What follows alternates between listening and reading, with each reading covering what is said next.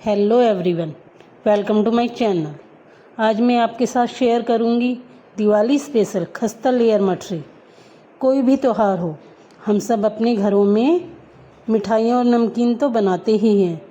आप भी मेहमानों के लिए ये खस्ता मठरी ज़रूर बनाएं, जो खाने में बहुत ही क्रिस्पी होती है। तो चलिए शुरू करते हैं। इसके लिए हमें सबसे पहले 1.5 कप मैदे की ज़रूरत होगी। हमें 1.5 कप मैदा लेना है।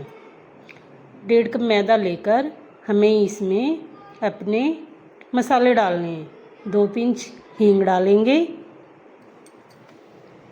आधा चम्मच नमक,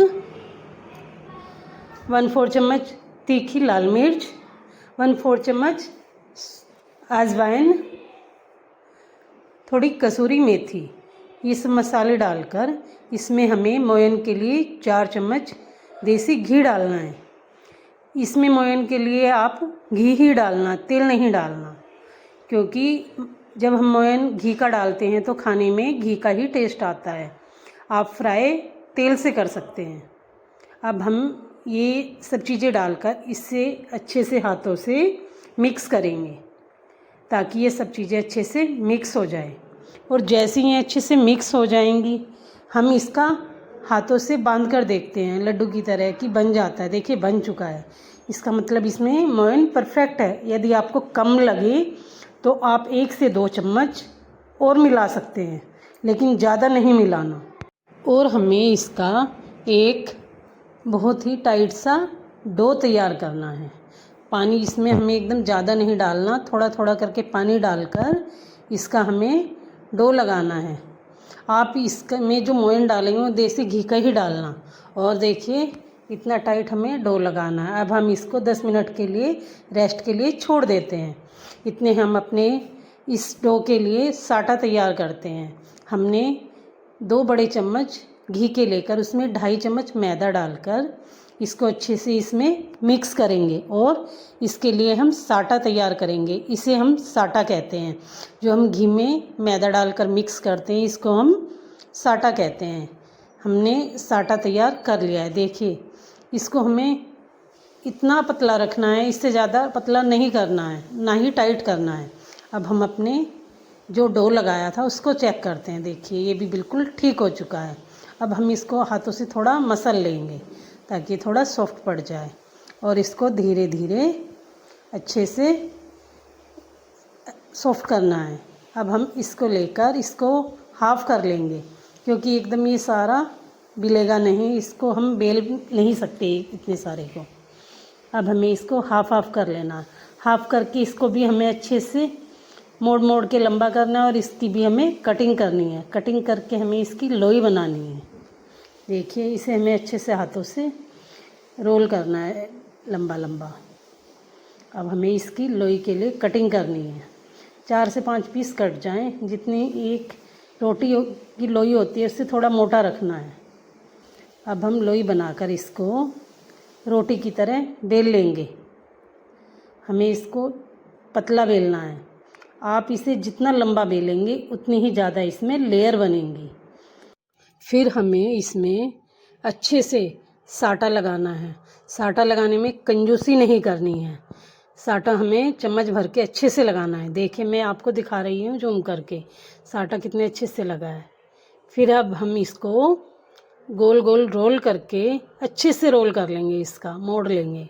मोड़ के इसको हमें अच्छे से फिर और घुमाना है, ताकि ये एक दूसरे में अच्छे से चिपक जाए। अच्छे से घुमाकर फिर हम इसको पीसेस में काट लेंगे। हमें इन्हें छोटे छोटे पीसेस में काटना है।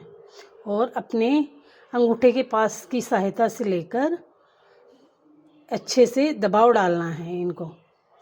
इनको बिल्कुल नीचे को दबाना है अंगूठे के पास से। देखिए मैं आपको दिखा रही हूँ, ऐसे आपको प्रेस करना है, इनको अच्छे से दबाना है।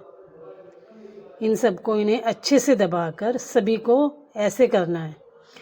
फिर अब हम इनको ऐसे दबाकर सभी को, फिर अब हम इनको बेलन की सहायता से हल्के हाथ से इन्हें बेल लेंगे। हमें इन्हें हल्के हाथ से बेलना है और एक ही साइड से एक ही डायरेक्शन में हमें इन्हें बेलना है। सभी को हम ऐसे बेल लेंगे। सबको एक साथ बेलकर रख लेंगे। देखिए मैं आपको बेलकर भी दिखाती जा रही हूँ। अभी मैं आपको इनकी लेयर भी दिखाऊंगी कि कैसे दिखाई दे रही हैं।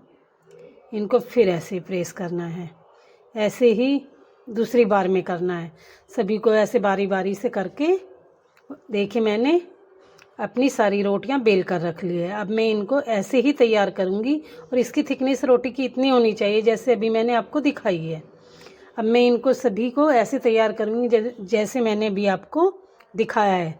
सभी मठरियों को पहले आप अच्छे से तैयार कर लीजिए ताकि कढ़ाई रखने के बाद में फिर हमें इतना समय नहीं मिल पाता कि हम इन्हें बार बार बनाए। देखिए मैंने साटा लगाकर फिर दोबारा से आपको दिखाया है। जूम करके आपको बहुत अच्छे से लगाना है। मैंने तो अपनी सारी मठरियाँ तैयार कर ली हैं। आप भी ऐसे तैयार करके जब तलिएगा देखिए कैसे लेयर आपको नज़र आ रही होंगी। जैसे ही हम कढ़ाई में ये मठरियाँ डालेंगे तो ये लेयर खुलनी स्टार्ट हो जाएंगी और ये देखने में बहुत ही सुंदर लगती हैं। हमने गैस पर अपनी कढ़ाई चढ़ा दी है। कढ़ाई में हम तेल गरम करने के लिए तेल या घी जो भी आप खाते हैं उसमें इसे तल सकते हैं। अब लेकिन मोयन के लिए आप देसी घी का इस्तेमाल करिए। इस घी को हमें धुएंधार गरम नहीं करना है, हमें तेज़ गरम करके इसमें थोड़ा आटा डालकर ये देखना है कि ये ठीक गरम मीडियम गरम होना चाहिए। फिर हम अपनी मठरियाँ कढ़ाई में छोड़ देंगे और हमें इसमें एक साथ सारी मठरियाँ या ज़्यादा मठरियाँ नहीं डालनी है क्योंकि इनकी लेयर खुलती हैं तो फिर लेयर टूटने का डर रहता है। हमें इसमें जितनी आए उतनी ही मठरियाँ डालनी है और इनको बड़ी ही सावधानी के साथ में पलटना है क्योंकि इनकी लेयर जब खुलती है और हम पलटते हैं तो टूटने का डर लगता है। देखिए मैं कितने आराम से पलट रही हूँ और आपको इनकी लेयर खुली हुई भी नज़र आ रही होंगी। कढ़ाई में मठरी डालते ही हमें अपनी फ्लेम को बिल्कुल लो कर देना है ताकि इनकी लेयरें अपने आप खुल जाएं। हमें फिर जब हम पलट दें इनको तब हमें अपनी गैस को मीडियम पे लाना है, अपनी फ्लेम को मीडियम करना है। उससे पहले हमें लो रखना है सारी मठरियाँ डालते ही, नहीं तो ये जल जाएंगी और इनकी लेयर नहीं खुलेगी। देखिए मैंने फ्लेम को लो रखा था पहले और पलटने के बाद में मीडियम किया है। अब इनकी सारी लेयर खुल चुकी हैं। आप देख पा रहे होंगे इनकी लेयर अलग अलग आपको नज़र आ रही हैं। आप भी बिल्कुल ऐसे ही बनाइएगा जैसे मैं बताती जा रही हूँ। आपकी मठरियाँ भी बिल्कुल ऐसे ही बनेंगी जैसी मेरी बनी हुई हैं।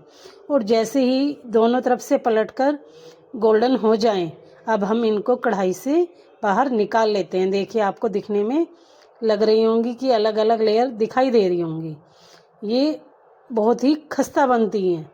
हम इसमें ज़्यादा मोयन डालेंगे तो ये इतनी टेस्टी नहीं लगती, इसलिए हमें कम मोयन डालना पड़ता है क्योंकि हम साटा लगाते हैं तो उससे मोयन बैलेंस में आ जाता है। अब हम इन मठरियों को बाहर निकाल लेंगे। देखिए कितनी अच्छी बनी है। सारी मठरियों को हम इसी तरीके से तल लेंगे। आपको इनकी लेयर अलग अलग नज़र आ रही होंगी। मैंने तो अपनी सारी मठरियाँ तल ली हैं, आप भी ऐसे ही फ्राई कर लीजिएगा। देखिए कितनी अच्छी बनी है। अभी मैं आपको इनको एक मठरी को तोड़कर भी दिखाऊंगी कि ये कितनी खस्ता बनी हुई है। घर में जैसे ही मेहमान आएंगे तो पहचान भी नहीं पाएंगे कि आपने ये मठरियाँ घर में ही तैयार की हैं। ये इतनी स्वादिष्ट लगती हैं खाने में, बिल्कुल खस्ता। देखिए मैं अब आपको एक मठरी तोड़कर भी दिखाती हूँ। इसकी लेयर भी आपको अलग अलग नज़र आ जाएंगी। देखिए कैसे इसकी सभी लेयरें अलग अलग हो रही हैं। आप भी इन मठरियों को ट्राई ज़रूर करिएगा। ये मठरियाँ बहुत ही खस्ता बनती हैं।